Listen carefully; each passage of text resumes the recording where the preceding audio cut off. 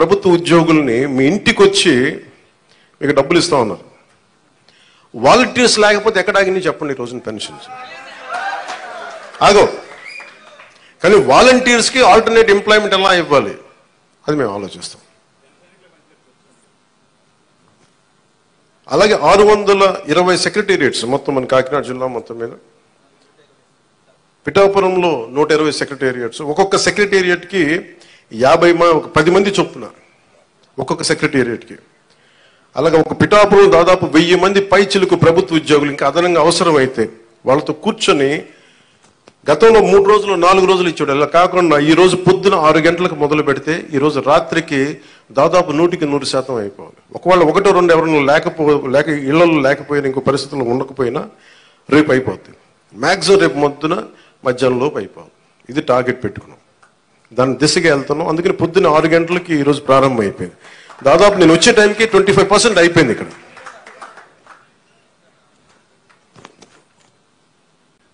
అదే మీరు ఊహించుకోండి, ప్రభుత్వ ఉద్యోగికి బాధ్యత ఉంటుంది. మీకు డబ్బులు ఇచ్చేటప్పుడు మిమ్మల్ని డబ్బులు అడగడానికి లేదు. ప్రైవేట్ ఉద్యోగి మిమ్మల్ని అడగగలరు, ప్రభుత్వ ఉద్యోగి సెక్రటరీ ఉద్యోగి మిమ్మల్ని అడగలేడు. ఒకళ్ళు అడిగితే మీరు చేస్తుంది it will become an accountability, జవాబుదారితనం. పలానా ఉద్యోగి వచ్చి అడిగాడని అక్కడున్న మా కూటమి నాయకులకి ఎవరికి ఒక్కరికి చెప్పినా లేదంటే సంబంధిత అధికారులు చెప్పినా, ఎందుకంటే మీ కష్టం అది. మీ ఒళ్ళు నలిగిపోయి లేదంటే మీ వెన్నెముకు వంగిపోయి రావాల్సిన వృద్ధాప్య పెన్షన్ దాన్ని దోచుకోవటం నిజంగా తప్పదు. అలాంటి పరిస్థితులు ఏదైనా వాళ్ళ ప్రభుత్వ ఉద్యోగులు చేస్తారు నేను అంటలేదు. 1-2 పరిస్థితులు ఏదైనా ఉంటే దాన్ని కూడా మీరు గ్రీవెన్సెస్లో కలెక్టర్ గారి దృష్టికి తీసుకెళ్ళండి, జనసేన టీడీపీ బీజేపీ నాయకుల దృష్టికి తీసుకెళ్ళండి. ఎవరైనా సరే ప్రభుత్వం కోసం పనిచేసే ఎవరి దగ్గరికైనా సరే మీరు తీసుకెళ్తే దాన్ని వెంటనే దాన్ని కరెక్ట్ చేసే బాధ్యత మేము తీసుకుంటాం.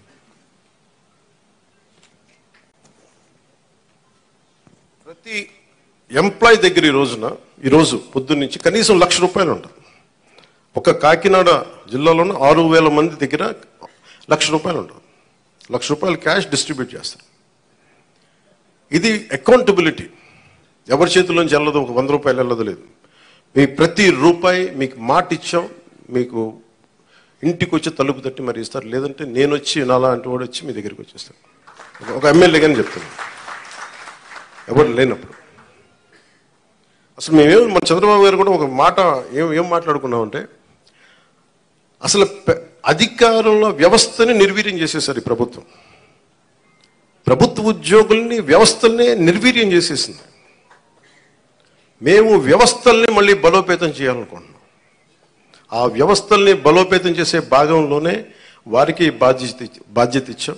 వారే ఈ రోజున మీకు ఇంటింటికి వచ్చి తిరుగుతూ ఉన్నారు. అలాగే ఐపీఎస్ కానీ ఐఏఎస్ కానీ రెవెన్యూ కానీ మనం చూసారు. సివిల్ సప్లైస్ మన జనసేన పార్టీ నుంచి వచ్చిన మనకి మంత్రి శ్రీ నాదెండ్ల మనోహర్ గారు ఎన్ని వేల టన్నులు పట్టుకున్నారో మీకు తెలుసు. ప్రభుత్వానికి చెందాల్సిన అవి మన ప్రజలకు చెందాల్సిన రైస్ అది. మేము మాట్లాడుతున్నప్పుడు అందరూ ఆ రోజు ఎంతమంది నమ్మారు ఖచ్చితంగా. కానీ ఈరోజు మేము వాస్తవంగా చూపిస్తున్నాం. మీరు మా మీద పెట్టుకున్న నమ్మకాన్ని మేము చూపిస్తున్నాం. గోడౌన్లో ఎంత రైస్ ఉందో చూడండి. ఎవరి డబ్బు అది? ఇప్పుడు మీరు అడుగుతూ ఉన్నారు మీరు గోవిందరావు గారు, మన డబ్బు అది. మీకు అర్థమవుతుందా? మీరు ఎవరు వ్యక్తులు నాకు అనవసరం. నాకు అది మీకు డబ్బు సంపద పెరిగితే మనం డబ్బులు ఇవ్వగలం. సంపద లేకుండా కూర్చోబెట్టి ఇండివిజువల్స్ రిచ్ అయిపోతున్నారు. ఇక్కడ వ్యవస్థల్ని చంపేస్తున్నారు, వ్యక్తులు పెరుగుతూ ఉన్నారు. వ్యవస్థలు పెరిగి డబ్బు ఉంటే తప్ప మీరన్నగా 40 కాదు 1,00,000 మందిలో డబ్బు ఇవ్వగలం. మేము దానికోసం పనిచేస్తున్నాం. కొంత మీరు పెద్ద మనసుతోటి మాకు మీ ఆశీర్వాదం కావాలి. పని చేయడానికి సిద్ధంగా ఉంది, మనస్ఫూర్తిగా చెప్తున్నాను. దాటేయడానికి చెప్పట్లేదు. కానీ ఇంత అడ్డగోలుగా అవినీతి ఉందండి. ఉంది. ఒక్కొక్క చోట వెరైటీస్ మైన్స్ లేవు, ఆల్మోస్ట్ నీళ్ళు ఖాళీ చేశారు. కడప లాంటి చోట్ల మైనింగ్ కానీ ఇసుక కానీ ఇప్పుడు తవ్వాలి ఒక్కొక్కటి ఎన్ని బయటపడతాయో తెలియదు. గత ప్రభుత్వం నేను చెప్పాను మీకు, ఇది విండిక్టివ్ గవర్నమెంట్ కాదు, ఇది కరెక్షన్ గవర్నమెంట్. ఇది తప్పులు ఎవరు చేసినా కరెక్షన్ చేస్తాను తప్ప కూర్చోబెట్టి సాధించడానికి మేము లేవు. అందుకే మీరు చూస్తే మేము ఎక్కడ కూడా కూర్చోబెట్టి వాళ్ళు ఎన్ని మాట్లాడుతున్నా వ్యక్తిగతంగా ఎందుకు మాట్లాడమంటే వీఆర్ ప్రో పీపుల్, ప్రజల కోసమే పనిచేసే ప్రభుత్వం ఇది. మేము విండిక్టివ్గా ఉన్నాం మేము, దాంట్లో నేను ఎక్కువ. కానీ అలా అని చెప్పి మీ తప్పుల్ని దాయం మేము. ఇప్పుడు మీరు రైస్ దాచేసారు, మీరు అక్కడ మీ గోడౌన్లో, దాన్ని బయటికి తీస్తాం. దానికి సంబంధిత వ్యక్తులు మీరు తప్పు చేస్తే దాన్ని భరించండి. మరి దాంట్లో మేము దెర్ ఇస్ నో కాంప్రమైజ్.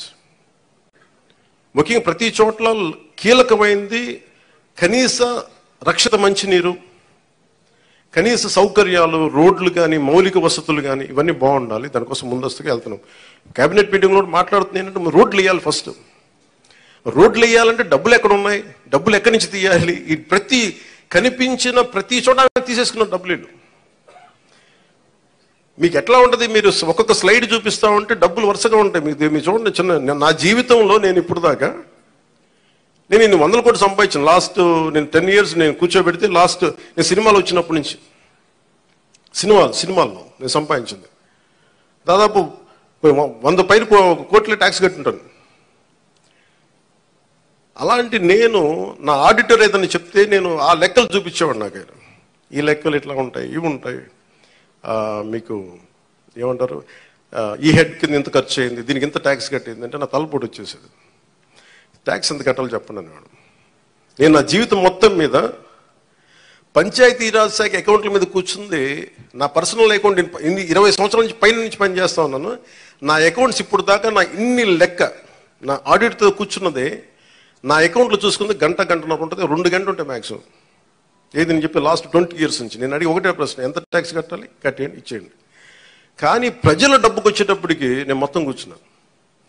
4 గంటలు ఒక్కొక్క సెషన్లో కూర్చుంటే ఇక్కడ 3,000 కోట్లు పోయింది, ఇక్కడ 400 కోట్లు. అంటే ఆ ఫిగర్లు నేను ఆడిటర్ కాదు, గుర్తుపెట్టుకునే ఆడిటర్ కాదు నేను.